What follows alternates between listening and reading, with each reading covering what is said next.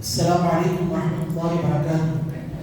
الحمد لله رب العالمين والصلاة والسلام على رسوله الكريم وعلى آله وصحبه أجمعين ومن تبعهم بإحسان إلى يوم الدين. أما بعد. أعوذ بالله من الشيطان الرجيم. بسم الله الرحمن الرحيم. يا أيها الذين آمنوا قوا أنفسكم وأهليكم نارا وقودها الناس والحجارة عليها ملائكة غلاظ شداد لا يعصون الله ما أمرهم ويفعلون ما يؤمرون. கண்ணியமிக்க அல்லாஹ்வின் நல்லடியார்களே, அல்லாஹ் தஆலா சத்திய மார்க்கமான இஸ்லாமிய மார்க்கத்தை ஏற்று அந்த மார்க்கத்தில் உள்ள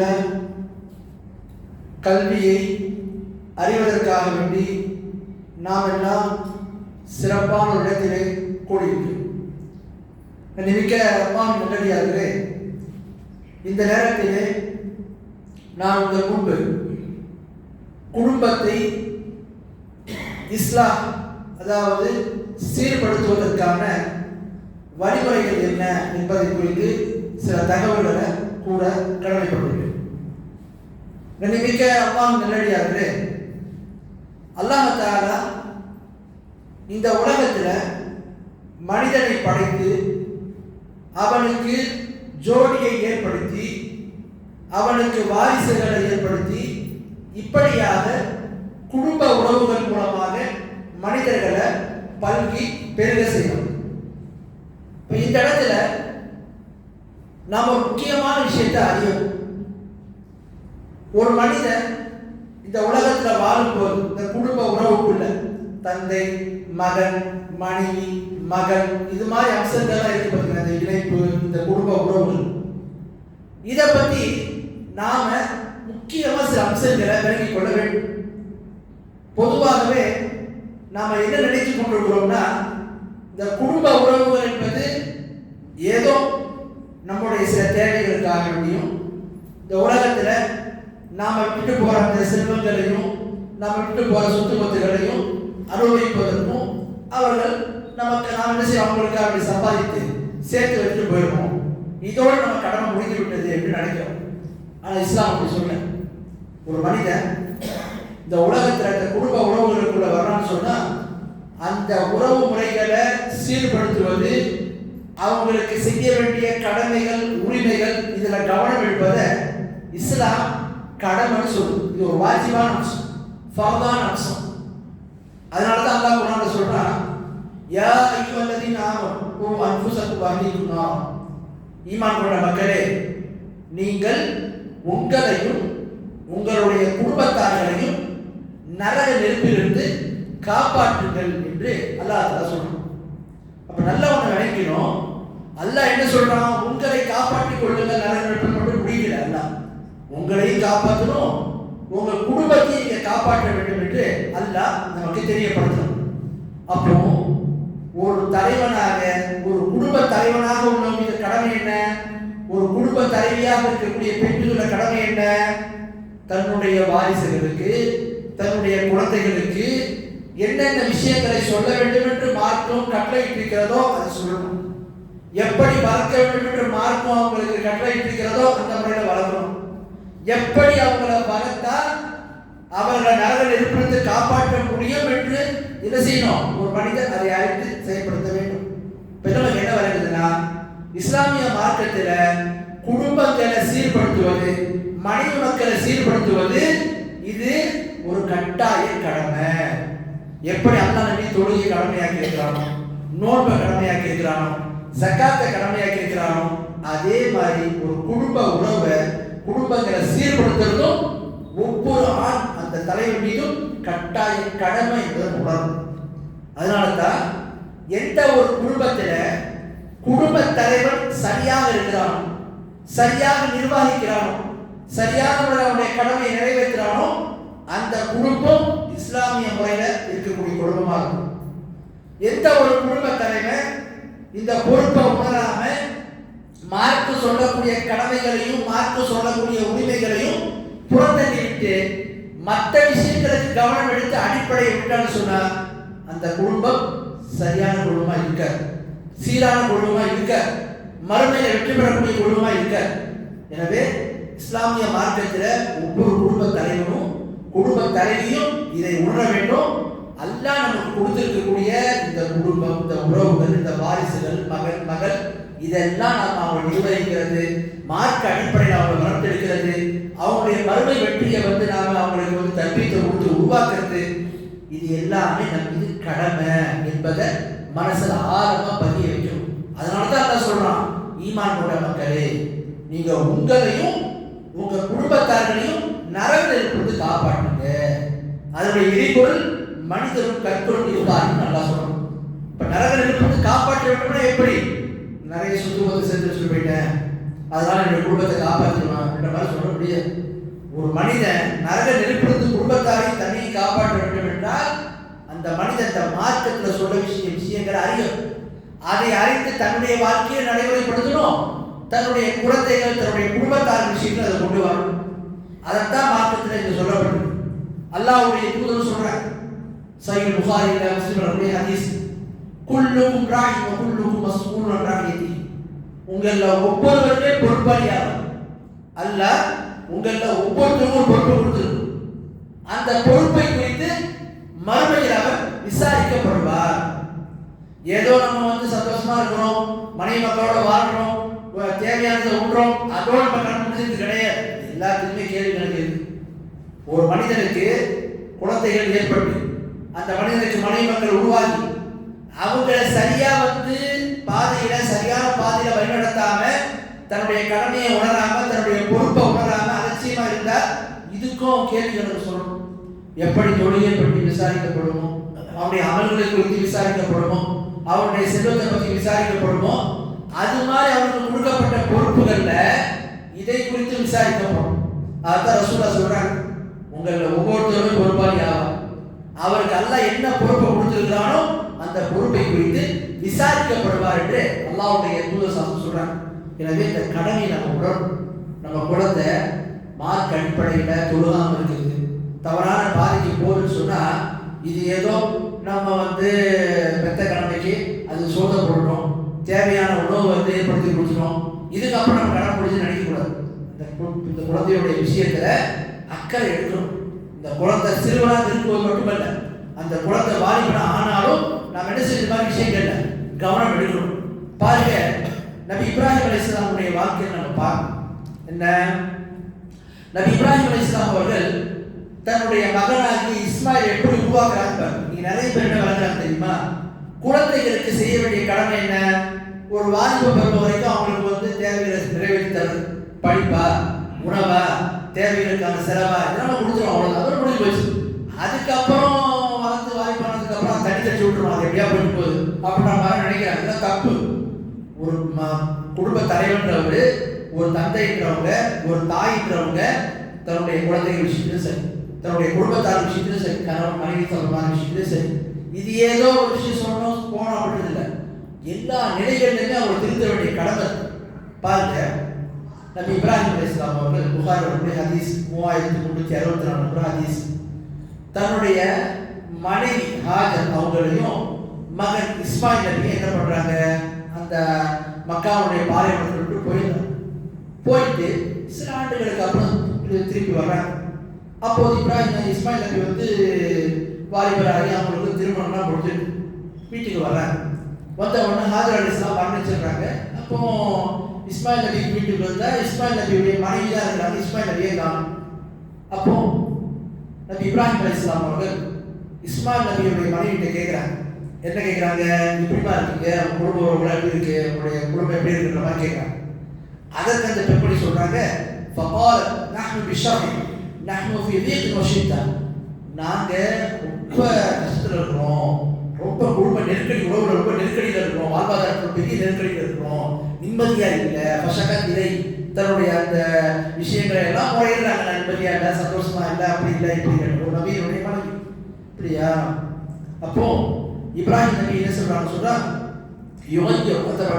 சொல்றாங்க, உங்களுடைய கணவர் வந்தா நீங்க என்ன சொல்லுங்க, உங்க வீட்டினுடைய அந்த நில வாசல் இருக்குல்ல அதை மாற்றி சொல்லுங்க சொல்றாங்க.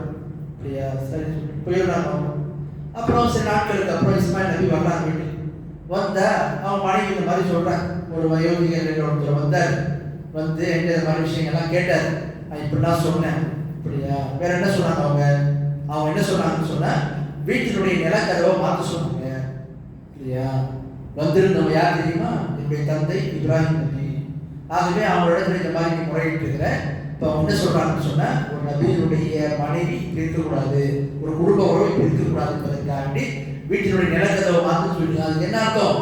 உன்னை தலாக் விட சொல்லியிருக்கிறார்கள், எனவே உன்னை நான் தலாக் விட்டு பிரிந்து சொல்லி பிரிஞ்சிருக்கேன். அதுக்கப்புறம் வேறொரு பெண்ணை திருமணம் முடிக்கிறாங்க. இன்னும் சில ஆண்டுகளுக்கு அப்புறம் என்ன பண்றாங்கன்னு சொன்னா, இப்ராஹிம் நபி வர்றாங்க. அந்த சந்தர்ப்பத்திலையும் இஸ்மாயில் நபி வீட்டில் இல்லை. இப்போ என்ன பண்றாங்க? அந்த மனைவிடத்துல நீங்க எப்படிமா இருக்கீங்க?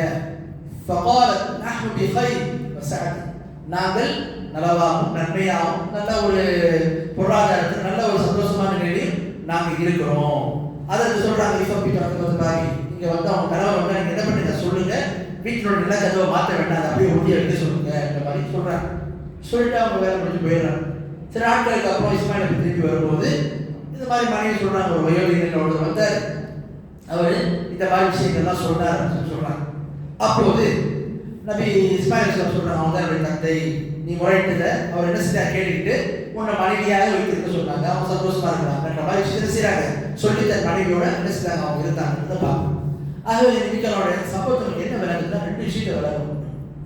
ஒன்று என்ன, நம்ம நிறைய பேர் என்ன பண்றோம்னு சொன்னா, குழந்தைகள் ஒரு குறிப்பிட்ட அளவுக்கு வயது வளர்ந்ததுக்கு அப்புறம் தோளுக்கு மேல சொல்லுவாங்க, தோளுக்கு மேல வந்து நம்ம கடன் முடிஞ்சிச்சுன்ற மாதிரி.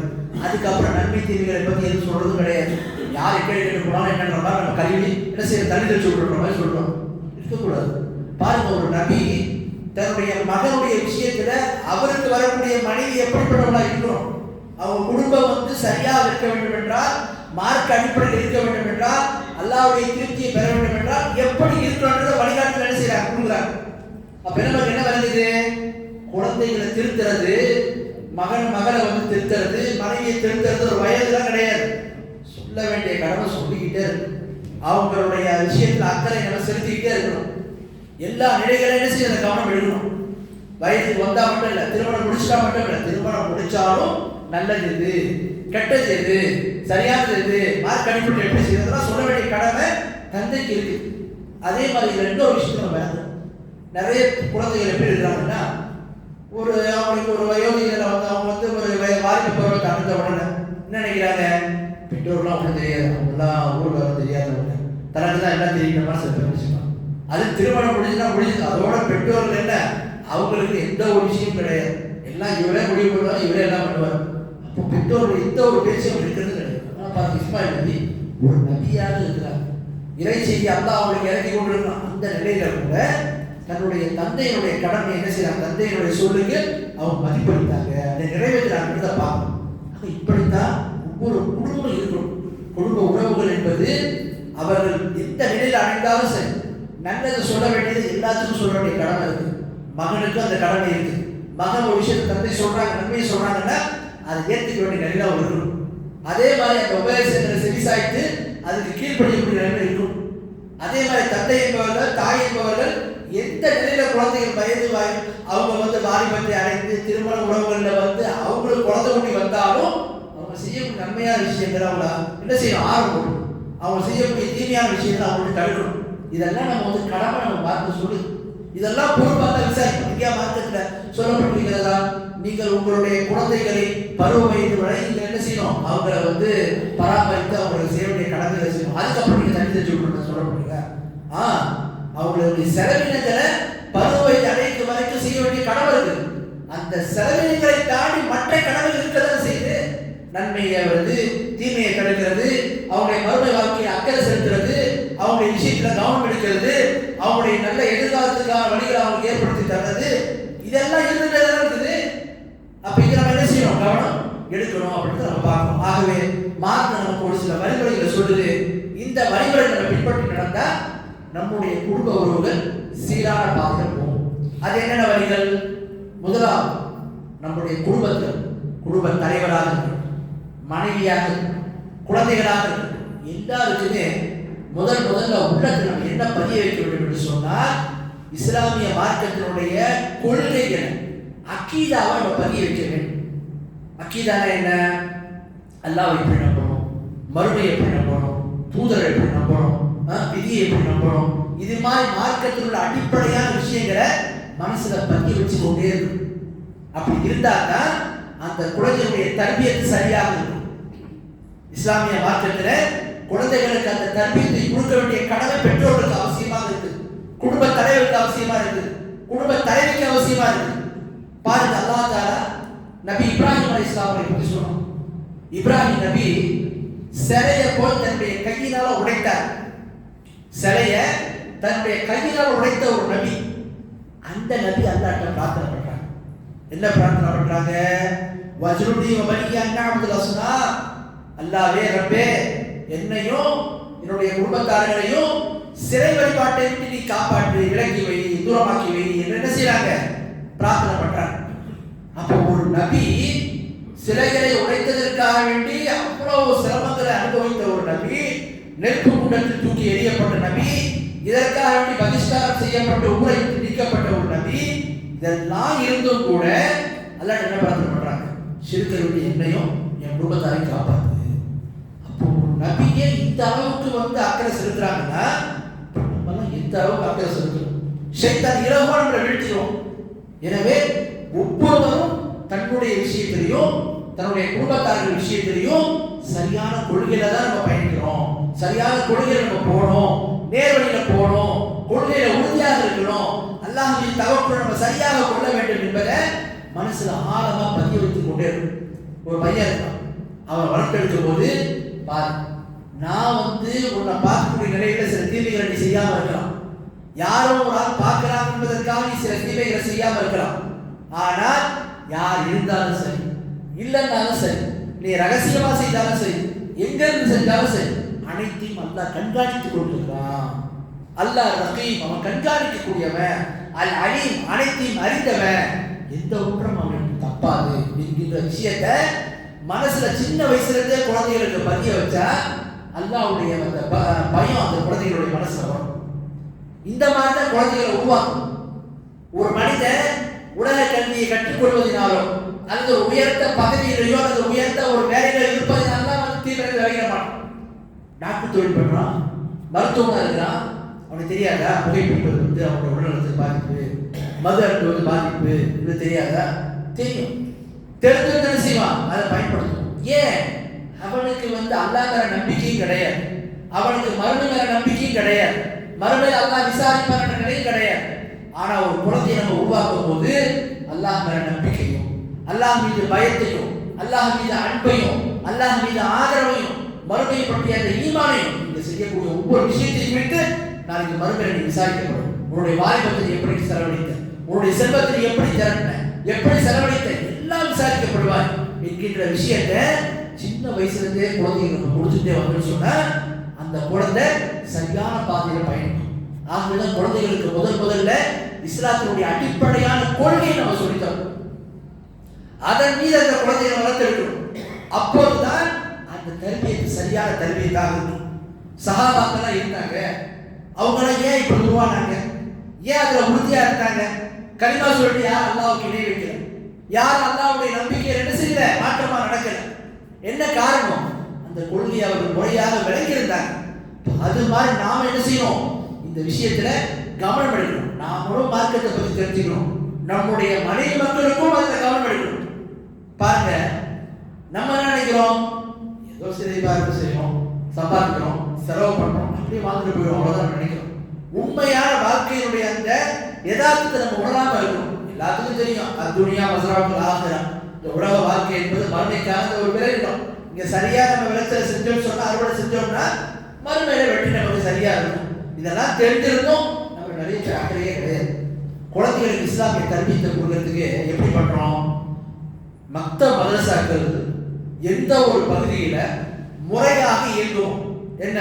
குழந்தைகளுக்கு குர்ஆனை கற்றுத் தருவதோடு இஸ்லாத்தினுடைய அடிப்படையான நம்பிக்கைகள், அஸ்கார்கள், துவாக்களை மனசு அல்லாஹ்வின் தவக்குல உறுதியாக்குறது.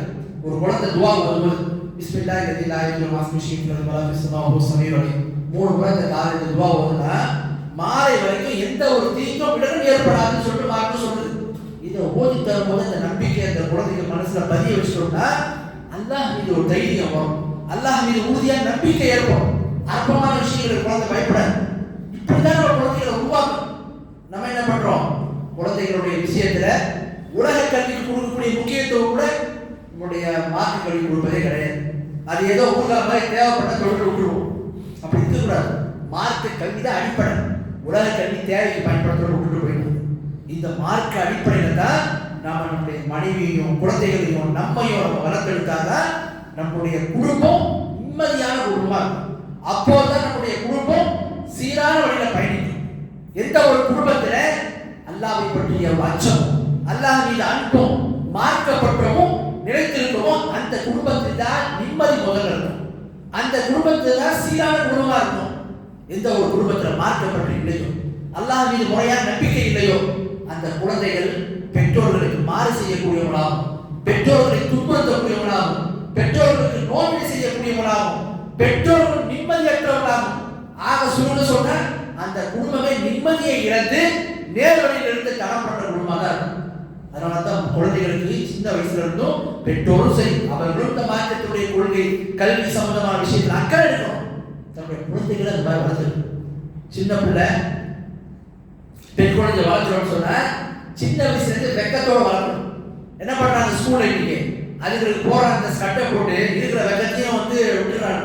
நம்ம மக்களும் இங்கிலீஷ் எப்படி தெரியுமா, முன்னாக்கள் இங்கிலீஷ் பேசும் அதைத்தான் பார்க்கறானே தவிர குழந்தைகளுடைய அந்த ஆடை விஷயத்துல அந்த ஆடை என்பது வெறும் அதோடு மட்டுமல்ல, அந்த இதை தாண்டி வெட்க உணர்வுகளை மறுகடிக்க செய்து ஹிஜாப் என்பதை விட்டு விலக்கி மார்க்கத்தை விட்டு விலக்கி அல்லாஹ்வின் ஒரு அச்சத்தையும் தூரமாக்கி இப்படியாக வழிகெடுப்பதற்கான எல்லா வழிகளையும் பெற்றோர்கள் ஏற்படுத்தி தராங்க.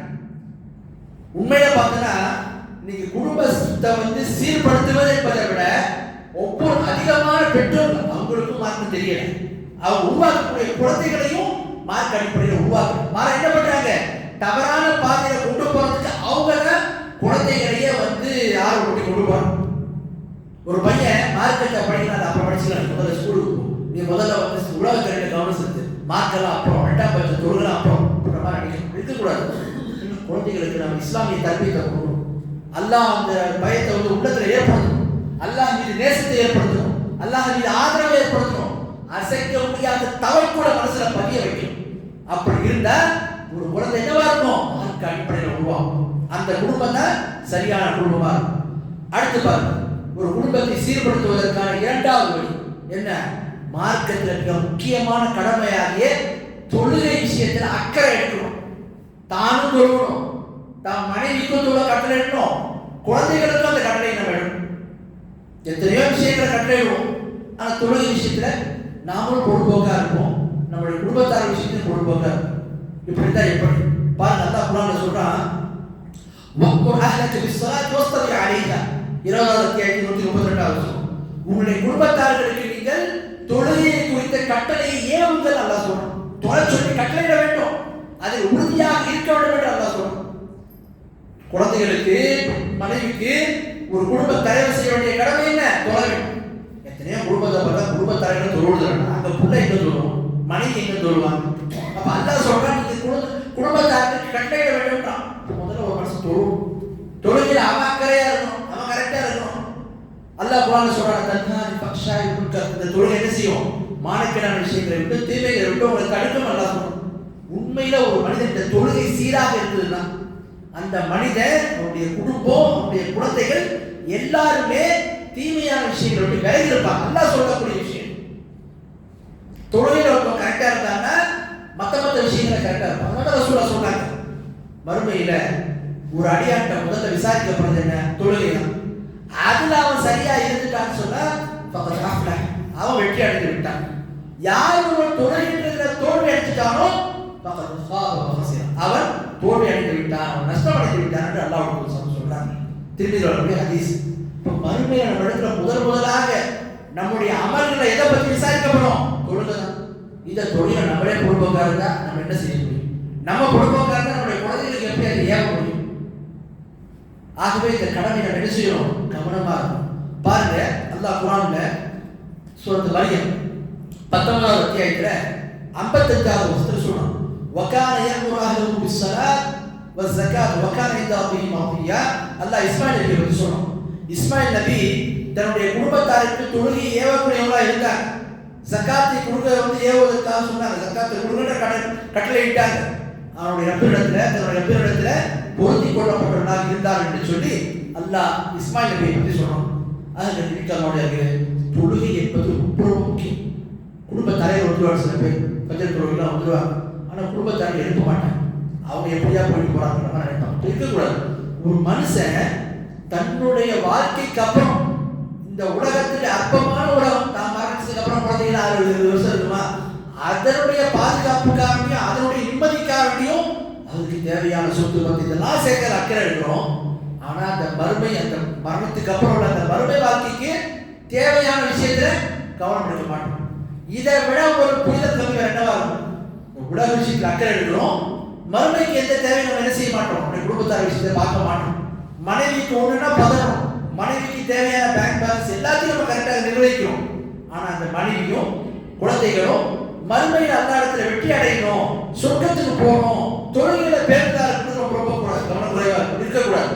அதனாலதான் பாருங்க அல்லாஹ்வுடைய தூதர் சொல்றாங்க, முரு அவுலாதுக்கும் பிஸ்ஸலாத் வஹும் அப்னாஉ ஸபஇ ஸினீன். உங்களுடைய குழந்தை 7 வயது அடைந்து விட்டால் தொழச் சொல்லி கட்டளை எடுங்கள். பெற்றோர்களுக்கு இது உள்ள கடமை. என்ன கடமை? குழந்தைங்க 7 வயசு ஆகிட்டு, ஆண் குழந்தையா இருக்கட்டும் பெண் குழந்தையா இருக்கட்டும், தொலை சொல்லி கட்டையிட வேண்டும். ஆண் குழந்தை தான் பள்ளிக்கு போய் தொழுவணும், பெண் குழந்தை தான் வீட்டில் தொழுவான்னு சொல்லணும். அடுத்து பாருங்க, வதரிபூஹும் அலைஹாவும் அப்னாஉ. அப்படியே 10 வயதாயும் தொழுலையா தொலை சொல்லி அவங்கள அடிக்க வேண்டும் என்று மார்க்க சொல்லுது. இது கட்டளை. இதை ஒருத்தர் செய்யறதுனால கூட மறுமையில விசாரிக்கப்படும். அல்லாஹ்வுடைய தூதர் சாஸ்திரங்கள் இது மாதிரி நமக்கு சில வழிகாட்டுதலை கொடுக்குறாங்கன்னா அதுக்கு என்ன அர்த்தம்? நம் மீது உள்ள கடமை. ஒருவருக்கு குழந்தை இருந்து அந்த குழந்தை விஷயத்தில் இந்த ஹதீஸை அவர் செயல்படுத்துறனா இதற்கும் அவர் விசாரிக்கப்படுவார். ரசூலா சொல்றாங்க, குரு கட்டளை இடுங்க. பெற்றோருக்கு உள்ள கடமை தன்னுடைய குழந்தைகளுக்கு தான் அவங்க சொல்லணும். அதே மாதிரி படுக்கையில 10 வயது அடைந்ததுக்கு அப்புறம் ஆண் பெண் குழந்தைகளுக்கு மத்தியில் என்ன செய்யலாம்? விரிசல் ஏற்படுத்தணும், அவங்களுக்கு தனித்தனியா படுக்க வைக்கணும். இதெல்லாம் மாற்றம் சொல்லக்கூடிய வழிகாட்டுதல். இதெல்லாம் ஒரு குடும்பம் சரியா செயல்படுத்தினாதான், குடும்ப தலைவியில கவனமா இருந்தாதான் அந்த குடும்பம் சீரான குடும்பமா இருக்கும். அப்படி இல்லை என்றால் அந்த குடும்பம் தவறான பாதையில தான். ஆக தொழுகை விஷயத்துல நாம் மிக மிக கவனமா இருக்கும். நம்முடைய குழந்தைகள் விஷயத்துல சின்ன வயசுல இருந்தே அதை கட்டளையிடணும். இதெல்லாம் சின்ன வயசுல விட்டுட்டு 15 வயசு 17 வயசுல சொன்னாங்க கேட்பான். சின்ன வயசுல பள்ளியோடு தொடர்பு வைக்கணும். அப்போதுதான் வாலிபனானா கூட அந்த பள்ளியோடு தொடர்பு. அந்த மாதிரி குழந்தைகளை குறித்து ரசூலா சொல்றாங்க, அல்லாஹ்வுடைய அரசின் கீழே நிழல்ல 7 பேருக்கு அல்லாஹ் மறுமையில நிழல் கொடுக்கும். 7 வகையான மக்கள். அதுல ஒருத்தர் யாரு? யாருடைய உள்ளம் அமர்ந்தும் அல்லாஹ்வுடைய பசாடி பள்ளியோருடைய உள்ளம் இணைந்ததாக இருக்கும், பின்னி பிணைந்ததாக இருக்கும், தொங்கக்கூடியதாக இருக்கும். இப்படி நம்ம உருவாக்கணும் குழந்தைகள். அடுத்து பாருங்க, 3வது விஷயம் என்னன்னு சொன்னா, குடும்பங்களை சீர்படுத்துவதற்கான 3வது காரியம், நம்முடைய குடும்ப வீடுகளில் என்ன செய்யணும்னு சொன்னா, இந்த படங்கள், ஓவியங்கள், போட்டோ இதெல்லாம் தொங்க விடுறது, இது மாதிரி விஷயங்கள்ல சில என்ன செய்வாங்க, தன்னுடைய வீடியோக்கெல்லாம் ஷோகேஸ்லாம் வச்சுக்கிட்டு போட்டோ அது இதெல்லாம் வச்சுருப்பாங்க. இதெல்லாம் தவிர்க்கணும். இதுல என்ன பாதிப்பு ஏற்படும் பாருங்க. அல்லாஹ்வுடைய தூதர் சொல்றாங்க என்ன, எந்த ஒரு வீடுகள்ல இவ்வாறு உருவப்படங்கள் இருக்குமோ, லா ததுகுல் மலாயிகத்து பைத்தன் ஃபீஹி கல்புன் வலா சூரா. எந்த ஒரு வீட்ல, புகாரி முஸ்லிம் ஹதீஸ், எந்த ஒரு வீட்ல நாயும் படங்களும் உருவப்படங்கள் இருக்குமோ அந்த வீட்ல மலக்குமார்கள் வர மாட்டாங்க. மலக்குமார்கள் வர்றது நமக்கு ஒரு அருள். மலக்குமார்கள் வீடுகள்ல இருக்கிறது நமக்கான ஒரு அருள். ஷைத்தான் என்ன செய்வான்? மலக்குமார்கள் இருக்கும்போது ஷைத்தானுடைய தீங்குகள் குறையும். இப்படிப்பட்ட நிலையில மார்க்கத்துக்கு முரணாம நாம் இந்த மாதிரி செய்தோம் சொன்ன இது என்ன ஆகும்? அந்த வீடுகள்ல மலக்குகளை வரவிடாம தடுக்கும். அதான் ரசூலா சொல்றாங்க. அப்போ இது மாதிரி உருவப்படங்கள், இது மாதிரி விஷயங்கள்ல நாம் என்ன செய்யணும்? கவனம் எடுக்கணும். அது மாதிரி விஷயங்களை வீடுகளை தொங்க விடுறதோ, அது மாதிரி விஷயங்களை ஈடுபடுறதோ கூடாது அப்படின்றத பார்க்கணும். அடுத்து பாருங்க, 4வது விஷயம், இதோடு சம்பந்தப்பட்ட விஷயம் என்ன? சினிமா, டிவி, ஆபாசமான விஷயங்கள், இசை, மியூசிக், இது எல்லாத்தையும் வீடுகளுக்கு அப்புறப்படுத்தணும். இதுவும் ஒரு குடும்பம் சீரழியறதுக்கு காரணங்கள்ல முக்கியமான ஒரு காரணம். நாம சினிமா, டிவி போன்ற ஆபாசமான விஷயங்கள்ல குடும்பத்தை ஈடுபடும். பாருங்க, அல்லாஹ் குர்ஆன்ல தெரியப்படுத்துறான். சூரத்துல் லுக்மான் 31வது அத்தியாயத்துல 6வது வசனம். وَمِنَ النَّاسِ مَن يَشْتَرِي لَهْوَ الْحَدِيثِ لِيُضِلَّ عَن سَبِيلِ اللَّهِ بِغَيْرِ عِلْمٍ وَيَتَّخِذَهَا هُزُوًا أُولَٰئِكَ لَهُمْ عَذَابٌ مُهِينٌ. அல்லாஹ் இந்த வசனத்துல சொல்றான், மனிதர்கள் சில பேர் என்ன பண்றாங்க, லஹ்வல் ஹதீஸ், அதாவது வீணான பேச்சு, வீணான விஷயங்களை அவங்க விலை கொடுத்து வாங்குறாங்க. ஞானம் இல்லாம அல்லாஹ்வுடைய வழியை விட்டு என்ன செய்றாங்க, வழி கேட்றாங்க. அல்லாஹ் தஆலா சொல்றான். மேலும் அதனை அவர்கள் என்ன பண்றாங்க, அப்படிப்பட்ட மக்களுக்கு கடுமையான வேதனை இருக்கிறது அல்லாஹ் தஆலா சொல்றான். ஆக நீங்க அல்லாஹ்வுடையவர்களே, இந்த மாதிரி வீணான விஷயங்கள் ஒரு மனிதனுடைய மார்க்கத்துல அவனை வழிகெடுக்கக்கூடிய காரியங்கள், இதெல்லாம் விலை கொடுத்து வாங்கக்கூடாது. இன்னைக்கு அதுல மிக பிரதானமானது என்ன, இந்த டிவி, சினிமா போன்ற விஷயங்கள்.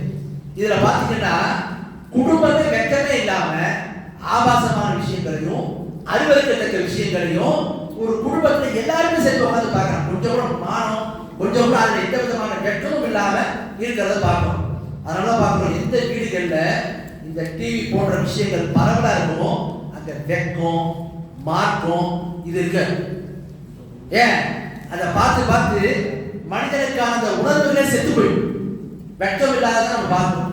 இன்னைக்கு இருக்கக்கூடிய சித்திரமான ஒரு காலகட்டத்தில் குழந்தைகள் அந்த வாலிப பருவத்திலிருந்தே வழிகடத்து, அது ஆண் குழந்தையா இருக்கட்டும், பெண் குழந்தையா இருக்கட்டும், முக்கியமான காரணிகள்ல ஒன்று இந்த ஆபாசமான அம்சம். அப்ப அதை வீட்டிலே கொண்டு வச்சு சின்ன வயசுல இருந்தே அந்த குழந்தைகளை வழிகெடுக்கிறதுக்கான வழிகளை சில பெற்றோர்கள் அழகா செய்திருக்காங்க. அல்லாஹ் அவங்களுக்கு புரிதலையும் நேர்வழியும் தரணும். ஆகவே இந்த விஷயத்தை என்ன செய்யணும், அவசியமாக நாம தவிர்க்க வேண்டும். பாருங்க, அல்லாஹ்வுடைய தூதர் ஸல்லல்லாஹு சொல்றாங்க, புகாரி முஸ்லிம் அவர்களுடைய ஹதீஸ், மா மின் அப்தின் யஸ்தஹி அல்லாஹு ரஹியத் யமூத் யௌம யமூத் வஹுவ வாஷி ரஹித் இல்லா ஹரம அல்லாஹு அலைஹி ஜன்னah. எந்த ஒரு அடியானுக்கு அல்லாஹ் தஆலா குடிமக்களுடைய பொறுப்பு, குடிமக்களை அவனுக்கு இருக்கக்கூடிய குடும்பம் எல்லாமே வந்துடும், ஒரு பொறுப்பை கொடுத்து அந்த பொறுப்பை நிர்வகிக்கக்கூடிய விஷயத்துல அவன் அதுல மோசடி செய்தான். அல்லாஹ் ஒருத்தருக்கு ஒரு பொறுப்பை கொடுத்தான்.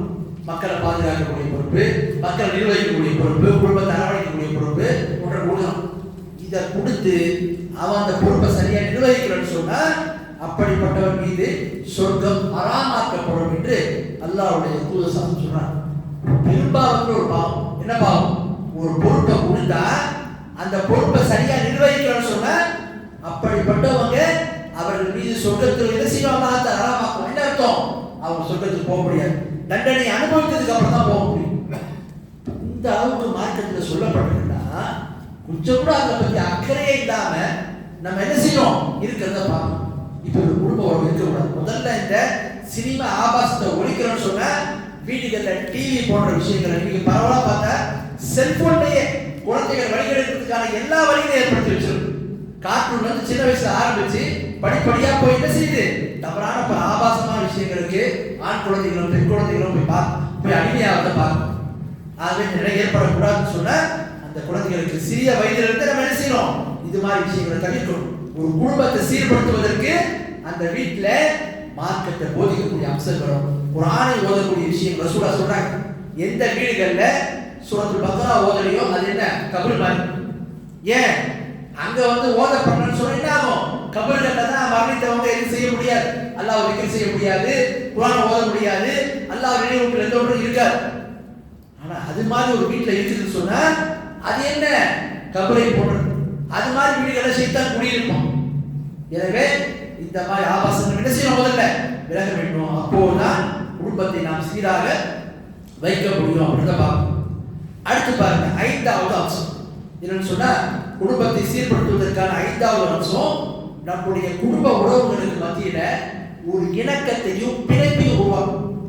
தந்தை மகன், மனைவி மகள், மகன் என்ற உறவு என்பது அதை தாண்டி ஒரு குடும்பத்தில் யாரா இருக்காங்களோ இந்த குடும்ப பிணைப்பு என்பது உறுதியானதா இருக்கணும். சில வீடுகளை பார்த்தா தந்தை தாயோட வசதிகளை பேச மாட்டாங்க, சில வீட்டுல பார்த்தா தந்தை மகனோட வசதிகளை பேச மாட்டாங்க, இப்படி இல்லாம இருப்பாங்க. இது மாதிரி இருக்கக்கூடாது. ஒரு குடும்ப உறவு என்பதை பொறுத்த வரைக்கும் பார்த்தீங்கன்னா அந்த இணக்கம் கட்டாயமா இருக்கணும். பெரியவர்களுக்கு கண்ணியம் கொடுக்கிறது, சிறுவர்கள் மீது கருணை காட்டுவது, அதே மாதிரி பெற்றோர்களுக்கு பணிவிடை செய்வது, அவங்களுக்கு உபகாரம் பண்றது, இதெல்லாம் என்ன? இந்த நன்மைகளின் பால் அந்த குழந்தை குடும்பத்தை உருவாக்கும். குடும்ப உறவுகள் இப்படித்தான் இருக்கணும். நம்ம உறவுகள் எப்படி இருக்குது? சில வீடுகளை பார்த்தா புருஷனும் பொண்டாட்டி வசனங்களை பேசுறது கிடையாது, தந்தை தங்க மகனும் பல வசனங்களை பேசுறது கிடையாது, ஏதாவது சின்ன ஒரு விஷயத்துக்காக. இப்படிலாம் இருக்கக்கூடாது. அல்லாஹ்விடத்துல நாம செய்யக்கூடிய ஒவ்வொரு நன்மை வைத்து அல்லாஹ்விடம் இருக்கிறோம். அதற்கு ஒவ்வொரு விஷயத்திலும் நமக்கு நன்மை கிடைக்கும். குடும்பங்களை சீராக்கிறது, குழந்தைகளுக்கு நன்மை ஏவுவது, தீமையிலிருந்து அவங்களை பாதுகாக்கிறது, நல்வழிப்படுத்துவது, இதெல்லாம் ஒவ்வொரு விஷயத்திலும் நன்மை இருக்கு நமக்கு. அல்லாஹ்விடத்தில் நெருக்கத்தை பெறக்கூடிய காரியம். எனவே இந்த காரியங்களை முறையாக நம்ம நிர்வகிக்கணும். குழந்தைகளுக்கு மத்தியில் அந்த இணக்கத்தை ஏற்படும். சில பேர் சண்டை, சில சகோதரர்கள் பற்றி சண்டை, அற்பமான இந்த உலக விஷயத்துல சொத்து பத்துக்காக வேண்டி இத்தனை குடும்பத்தை பார்த்தா நம்ம மக்கள் வந்து அதிகமா அண்ணனும் தங்கச்சியும் பேச மாட்டாங்க, அண்ணனும் தம்பியும் பேச மாட்டாங்க. என்ன காரணம்? சொத்து பத்துல பிரச்சனை, மற்ற குடும்ப பிரச்சனை, இவன் அதுக்கு கூப்பிடல இதுக்கு கூப்பிடல. இப்படிலாம் இருக்கக்கூடாது. ஒரு குடும்ப உறவு நமக்குள்ள அந்த சகோதர சகோதரி, மனைவி, மக்கள், குழந்தை, தந்தை, தாய், மகன்ற உறவுனா என்ன? இதெல்லாம் ஒரு பிணைப்பு. இதை என்ன செய்யணும்? உறுதியாக்க வேண்டும். இதுல நாம செய்யக்கூடிய ஒவ்வொரு நன்மையான விஷயங்களுக்கும் அல்லாஹ்விடத்துல நமக்கு நன்மையும் அல்லாஹ்விடத்தை நெருங்கிறதுக்கான வழிகள். இதுல கவனம் எடுக்கணும். பாருங்க, அல்லாஹ் குர்ஆன்ல சொல்றான் 17வது அத்தியாயத்தில் 53வது வசனம், வகுல் இபாதி யகுல் லதி அஹ்சன் இன்ன ஷைத்தான யஜ்ஸஉ பைனஹும் இன்ன ஷைத்தான கான லின்சானி அதுவும் முபீனா. நபியே கூறுகிறார்கள் அடியார்களுக்கு, அவர்கள் நன்மையான அந்த பேச்சுகளை செய்யட்டும், அவங்க சொல்லட்டும்.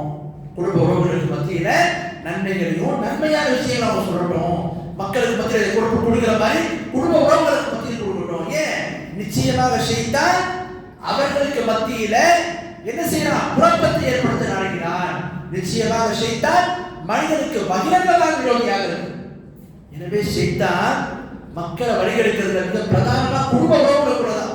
கணவன் மனைவிக்குள்ள பிரச்சனை, சகோதரர்களுக்குள்ள பிரச்சனை, சகோதர சகோதரிகளுக்குள்ள பிரச்சனை, தந்தைக்கும் மகனுக்குள்ள பிரச்சனை, தாய்க்கும் குழந்தைகளுக்குள்ள பிரச்சனை, இதெல்லாம் கூட்டி என்ன செய்வான்? பிரிவை ஏற்படுத்தும். அதற்கு நம்ம இடம் கொடுக்கக்கூடாது. நம்முடைய குடும்ப உறவுகளை உறுதியாக்க வேண்டும். அதனாலதான் அல்லாஹ்வுடைய தூதர் சொல்றாங்க, இன்னல்லாஹ இதா அராத பி அஹ்லி பைத்தின் கைரன் தல்லஹு அலா பாபி ரிஸ்க். அல்லாஹ் தஆலா ரசூலுல்லாஹ் சொல்றாங்க, அல்லாஹ் தஆலா ஒரு குடும்பத்துக்கு ஒரு குடும்பத்தாருக்கு நலவை நாடினார் என்று சொன்னால் அவங்களுக்கு அல்லாஹ் என்ன செய்யறான்? ரிஸ்க். ரிஸ்க்னா மென்மையுடைய வாசல் அல்லாஹ் அவங்களுக்கு காட்டும். ஒரு குடும்ப உறவு சீராக இருப்பதற்கான காரணம் என்ன? குடும்ப உறவுல நாம மென்மையை கடைபிடிக்க வேண்டும். மென்மையை கடைபிடித்து அதன் அடிப்படையில் அந்த குடும்பம் இருந்தால்தான் நன்மை என்று ரசூலுல்லாஹ் சொல்றாங்க. ஆகவே அல்லாஹ் ஒரு குடும்பத்துக்கு நன்மையை நாடுறான்னா அந்த குடும்பம் என்னவா இருக்கணும்? மென்மையை கடைபிடிக்கக்கூடியவா இருக்கும். நிறைய குடும்பத்துல உறவுகளுக்கு மத்தியில் சிக்கல் ஏன் தெரியுமா வருது? அதுக்கு அடிப்படையான காரணம் தான் என்ன? பிறர் ஒரு தவறை செய்தா கூட நம்ம அதை சாதாரணமா எடுத்துக்கணும். ஆனா அதே தவிர நம்முடைய குடும்ப உறவுகளை சகோதரனோ சகோதரியோ மகனோ மகளோ செஞ்சா அதை நம்ம பாரதூரமா பார்ப்போம். என்ன காரணம்? இந்த மென்மைன்றதை விட்டுரும்.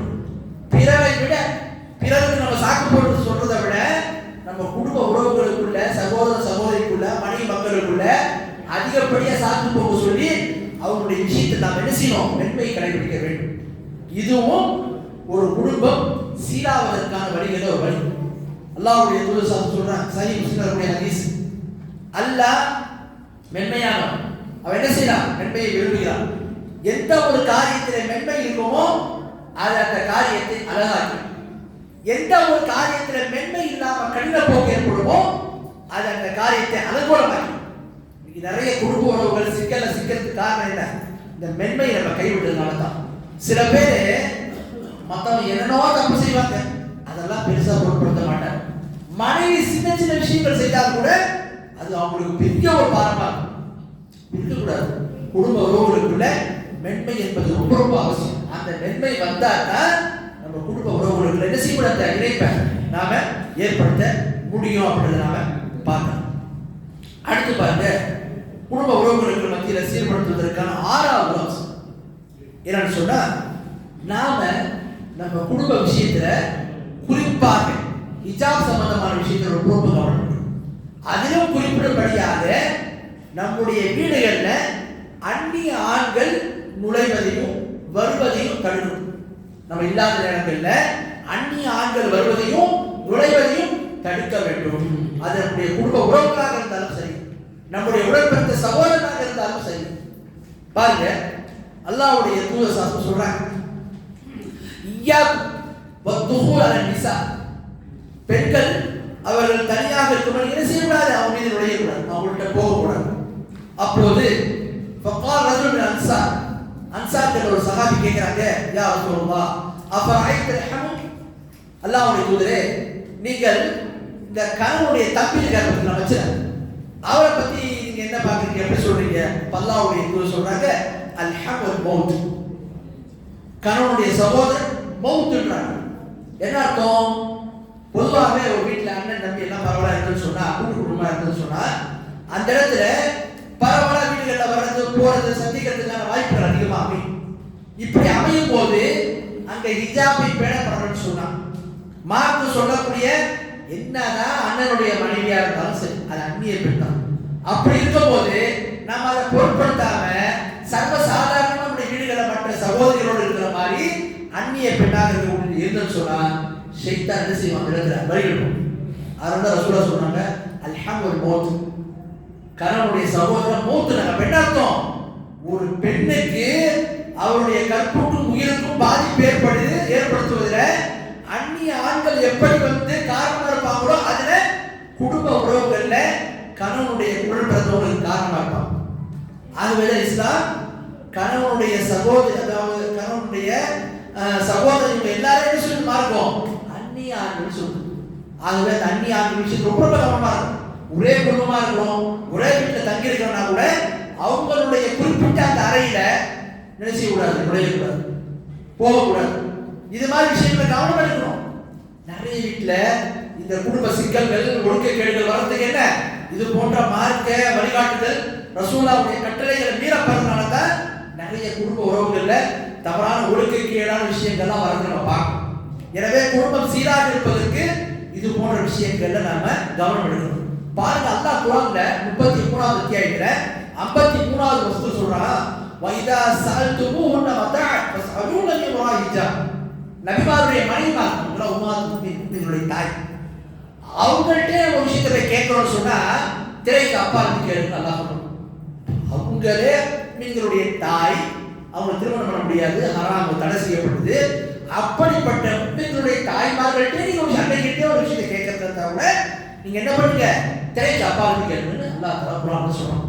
அப்ப சாதாரண பெண்கள், அந்நிய ஆண்களுடைய நிலை என்ன, அந்நிய பெண்களுடைய நிலை என்ன, நம்ம கவனம் எடுக்கணும். அதிலும் குறிப்பாக குடும்ப உறவுகளா இருக்கணும். இன்னைக்கு என்ன நினைக்கிறாங்கன்னா, சில பேர் ஹிஜாப் விஷயத்துல இவர் என்னோட ஒரு வயசு கம்மி, இவர் என்னோட 2 வயசு கம்மி, 2 வயசு கம்மியான ஆம்பளை இல்லையா, 1 வயசு கம்மியான ஆம்பளை இல்லையா, ஆம்பளை தானே, பெண் தானே. ஆகவே மார்க்கத்துல ஹிஜாப் என்ற கட்டளையையும் தனித்திருப்பதையும் மார்க்க சொல்லக்கூடிய அந்த ஒழுங்குமுறைகளையும் ஹிஜாப் விஷயத்தில் அவசியமா பெறணும். ஹிஜாப்னா ஏதோ கருப்பதை மாட்டிட்டு போயிட்டு அது மட்டும் ஹிஜாப் இல்லை, ஒரு அந்நிய ஆணோடு தனித்திருப்பது இதுவும் ஹிஜாப் மாற்றமானதுதான். இது எல்லாத்தையும் கடைபிடிக்கணும்.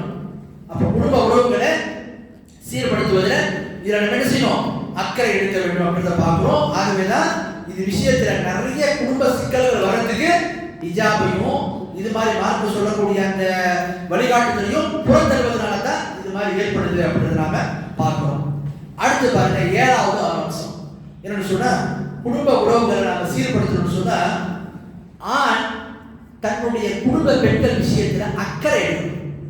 அக்கறைனா என்ன, சில ஆண்கள் எப்படி பண்ணுறா இருக்கிறாங்கன்னா, இன்னைக்கு இருக்கக்கூடிய குழப்பமான காலகட்டம், வீட்டுக்கு ஏதாவது ஒரு பொருள் வேணுமா, நீ போய் பஜார் போய் வாங்கிட்டு வா, குடும்பத்துக்கு ஏதாவது குழந்தைங்க ட்ரெஸ் எடுக்கணுமா, நீ போய் கடையில் போய் வாங்கிட்டு வா, இருக்கக்கூடாது.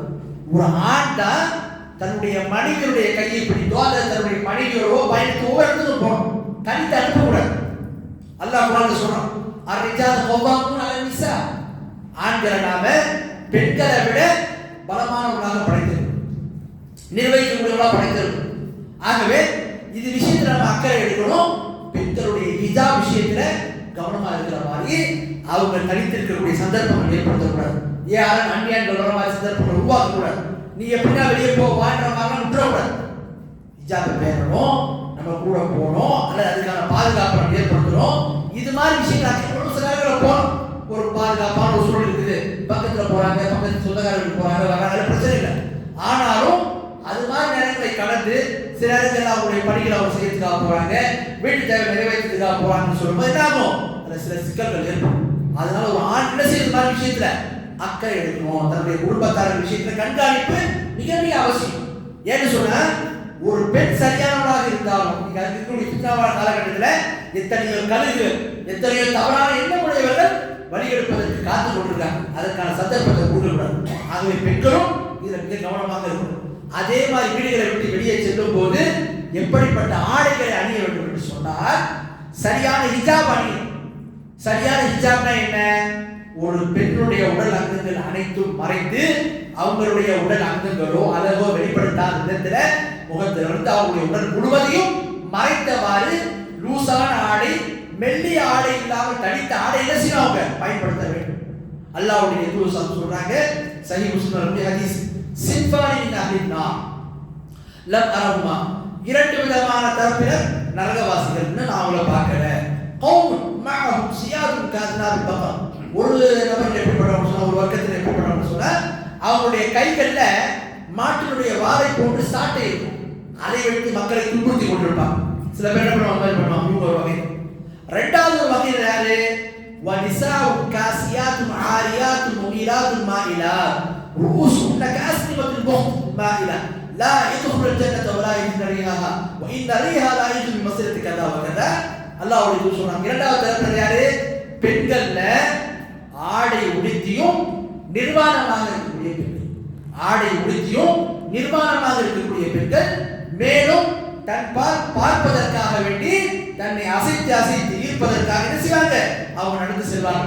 அவருடைய தலைகளுக்கு மேல் ஒரு பெரிய ஒட்டக திமிலை போட்டு என்ன செய்வாங்க, தன்னுடைய முடியை கொண்டு வந்து மேலே வந்து என்ன செய்வாங்க, இந்த கொண்ட மாதிரி மேலே போட்டு வைப்பாங்க, சைட் கீழே மேலே போட்டு வைப்பாங்க. அப்படிப்பட்டவர்கள் சொர்க்கத்தில் நுழைய மாட்டார்கள். அதனுடைய நறுமணத்தை கூட அவங்க நுகர மாட்டாங்க. அதனுடைய நறுமணமானது மிக தூரமாக, இவ்வளவு தூரத்தில் என்ன செய்யும், அதை நுகர முடியும் என்று சொல்றாங்க. ஆனா இந்த பெண்கள் அதை நுகர கூட முடியாது. அப்போ பெண்கள் ஹிஜாப் விஷயத்தில் ரொம்ப அக்கறை. சில பேர் எப்படி இருக்கிறாங்க, ஹிஜாப் எடுத்து கொடுக்குறாங்க, ஹிஜாபா என்னன்னு தெரியல, அதற்கு பல டிசைன். சில பெண்கள் ஹிஜாபை போட்டு போனாங்கன்னா ஹிஜாபை போடுறா கூட அவங்களுடைய உடல் அங்கங்கள் தெரியாது, அந்த அளவுக்கு டைட்டா ஹிஜாபை போட்டுக்கிட்டு சில பெண்கள் போறதை பார்க்கணும். இதெல்லாம் எதுக்கு ஹிஜாப்? ஹிஜாப்னா ஏதாவது ஆடையை போட்டு போகணும் இருக்குமான ஆடைய. ஹிஜாப் என்பது உடலை மறைத்து, உடல் அங்கங்களை மறைத்து அவங்களுடைய அழகை வெளிப்படுத்தாமல் தடுக்கக்கூடிய ஒரு ஆடை. அப்படிப்பட்ட ஆடை நீங்க என்ன ஆயிடுச்சு, அதுவே ஒரு ஆபாச ஆடை மாதிரி சில பேர் உருவாக்கிட்டாங்க. ஒரு நேரத்தில் புர்கா கடையெல்லாம் போனா இந்த டிசைன் புர்காலாம் ஒரு ஆளை வச்சுட்டு இதை காட்டுவாங்க, மற்றதெல்லாம் பார்த்தா சாதாரணமாக இருக்கும். இப்போ எங்கடா போய் பார்த்தா புர்கா கடைகள்ல அந்த சாதா புர்காவே சில கடைகள் வைக்க மாட்டாங்க, டிசைன் புர்கா தான் வைப்பாங்க. இருக்கமா ஆடைகளை அங்கங்களை வெளிப்படுத்துற மாதிரி தான் வைப்பாங்க. இப்படிலாம் என்ன செய்யக்கூடாது, குடும்ப பெண்களுக்கு நம்ம ஆடை விஷயத்துல கவனம் எடுக்கணும். சின்ன வயசுல இருந்தே அந்த வெட்கத்தையும் அந்த ஆடை விஷயத்திலையும் கவனம் எடுத்து செய்யும் குழந்தைகளை வளர்க்கணும். அப்படி வளர்த்தாங்க அந்த குழந்தைகள் இஸ்லாமிய கல்வியத்துல உருவாகும் அப்படின்னு நாம பார்க்கணும். அடுத்து பாருங்க, 8வது அம்சம், கடைசி அம்சம் என்னன்னு சொன்னா, குடும்பங்களை நிர்வகிக்கக்கூடிய விஷயத்துல பெற்றோர், கணவன், மனைவி, குழந்தைகள் எல்லாருக்கும் ஒரு கடமை என்று சொன்னா, நம்ம ஒவ்வொரு விஷயத்தையும் திட்டமிடல் வேண்டும். என்ன திட்டமிடல்? உதாரணத்துக்கு பஜல் தொழில் நம்ம எழுதிக்கணும், எப்போ தூங்கணும், இரவு நேரத்தில் சீக்கிரமா தூங்கணும். ஆனா இப்ப எப்படி தூங்குறாங்கன்னா, 12 மணி 1 மணி 2 மணிக்கு தூங்குவான். தூங்கிட்டு நீங்க 5 மணிக்கு பஜனை எப்படி, குடும்பத்தினரும் வர்றது கிடையாது, குடும்ப தலைவர் வர்றது கிடையாது, குழந்தைங்களும் வர்றது கிடையாது. இப்படி இருக்கக்கூடாது. நிர்வகிக்கக்கூடிய விஷயங்களை கவனம் எடுக்கணும். இதெல்லாம் நம்மளோட பொறுப்பு. இரவுல சீக்கிரம் தூங்கணும். எல்லாரும் வீட்டில் என்ன செய்ய, சாப்பிடுறோமா, சாப்பிட்டு சில நேரத்துக்கு அப்புறம் உடனே தூங்கிட வேண்டும். அனைவருமே காலைல பஜனை எழுந்திரிக்கணும். இதெல்லாம் நம்ம நிர்வகிக்கணும். அதே மாதிரி மகன் போறானா, குழந்தை போறானா, ஸ்கூல் போறானா, கரெக்டா போறானா, எங்க போறான், என்ன வரான், யாரோட பழகிறான், எப்படி பண்றான், யாரோட அவனுடைய பழக்கம், இதெல்லாம் கவனிக்கணும். அதே மாதிரி சில வீடுகள் எப்படின்னா, நைட்டு குழந்தைங்க பேச, குறிப்பா ஆண் குழந்தைங்க வீட்டை விட்டு வெளியே பேச போவாங்க நண்பர்களோடு. பேசிட்டு 12 மணிக்கு 1 மணிக்கு அவர் வாப்பாக்கார சோதனை எடுப்பார். அம்மாக்காரங்க என்ன, அம்மா பண்ண சாப்பிட்டு நீ நல்லா தூங்குப்பான், யாரோட பழகிறான், என்ன பண்றான், என்ன சாப்பிட்றான், என்ன செய்யறான், எதையும் அக்கறையை எடுத்துக்கிறது. இப்படிலாம் இருக்கக்கூடாது. குழந்தைகளோட விஷயத்தை அக்கறை எடுக்கணும். அது ஒரு பொறுப்பு, ஒரு கடமை. என்ன கடமை? சாப்பாடாக்கி போகிறது கடமை. என் குழந்தைக்கு குழந்தைகளோட விஷயத்துல பொறுப்பு என்ன பொறுப்பு இருக்குது, அவங்களுக்கு வேற வேலைக்கு சாப்பாடு கொடுக்கணும், பின்னால் வந்து நல்ல ட்ரெஸ் வாங்கி கொடுத்தா கடமையா. அதை விட முக்கியமான கடமை அந்த குழந்தைக்கு மார்க்கத்தை விட்டுறோம்ல, ஒழுக்கத்தை போதிக்கணும்ல. அப்போ அந்த குழந்தைகள் நிர்வகிக்கக்கூடிய விஷயத்துல கவனம் எடுக்கணும்.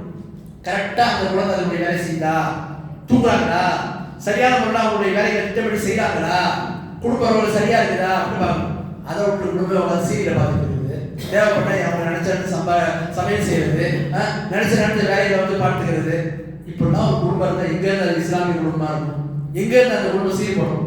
ஆகவே ஒரு குடும்பத்தை சீராக்க வேண்டும் என்றால் குடும்பத்தை நிர்வகிக்கக்கூடிய விஷயத்துல ஒவ்வொன்றுக்கும் ஒரு கடமை. தூங்குற நேரத்தில் தூங்கணும், சாப்பிட்ற நேரத்தில் சாப்பிடணும், வீட்டை விட்டு வெளியே போனா தேவை முடிஞ்ச உடனே வரணும். இது மாதிரி குழந்தைகளுக்கும் மனைவிக்கும் குடும்பத்தார்களுக்கும் இதை என்ன செய்யணும், நம்ம இது பண்ணணும். அவர் குடும்ப தலைவர் போனா அவர் எப்போ போனா எப்போ வராது தெரியும். இப்படி இருக்குது குடும்பம். இவங்க ஒரு பக்கம் வந்து சினிமான்னு இவங்க ஒரு பக்கம் இருக்கிறாங்க. குழந்தை அவன் என்ன பண்றான், அவன் ஒரு பக்கம் நண்பர்கள் சொல்லிட்டு அவன் யாரோட சுத்திட்டு இருக்கான். இப்படித்தான் நம்மளுடைய குடும்பம் எப்படிதான் குறிப்பா முஸ்லிம் குடும்பங்களை சீரழிக்கிறதுக்கு இது மாதிரி நிறைய காரணிகளை சைத்தான்கள், மனித சைத்தான்களும் ஜின் சைத்தானும் பண்ணிட்டு இருக்காங்க. இதுல நம்ம தப்பிக்கணும்னு சொன்னா குடும்ப விஷயத்துல இது மாதிரி நிர்வகிக்கக்கூடிய விஷயத்துல அக்கறை எடுக்கணும். ஒவ்வொருத்தரும் அவருடைய பொறுப்பை வரணும். குழந்தைகளுக்கு சின்ன வயசுல இருந்து துருவ போறீங்க தொழுத்து வரணும். இப்போ ஒரு மார்க்க கல்வி நடக்குதா அதில் போய் பதிவு பண்ணணும். இது மாதிரி குர்ஆன் இவ்வளோ நேரம் ஓதணும், குழந்தைகளுக்கு துவாவை செய்யணும். இதெல்லாம் ஒவ்வொரு விஷயத்தை நம்ம அப்படியே பழகி நம்ம வந்து சொன்னா அந்த குடும்பம் தொடர்ந்து ஒரு சீரான என்ன செய்யும். நமக்கு அப்புறம் நம்முடைய குழந்தைகள் வாழ்ந்து நம்முடைய பேத்திங்க, அதுக்கப்புறம் அவங்களுக்கு வரக்கூடிய அந்த வாரிசுகள், இப்படி எல்லாருமே மாற்றத்தோடு தொடர்புலாம் ஆகும். ஆக அப்படிப்பட்ட நிலை ஏற்பட வேண்டும் என்று சொன்னால் நம்முடைய குடும்ப உறவுகள் நான் சொன்ன சில அம்சங்களை நம்ம செயல்படுத்தணும். இது தொடர்பான விஷயத்துல இந்த விஷயத்தை நான் சொன்னோம். அது முதல்ல எனக்கும் கேட்கக்கூடிய உங்களுக்கும் அது அடிப்படை செயல்படுவதற்காக அருள் புரிவாராக. நான் கூறும் போது சாஹிப் ஸ்ரீவி வாஹுதான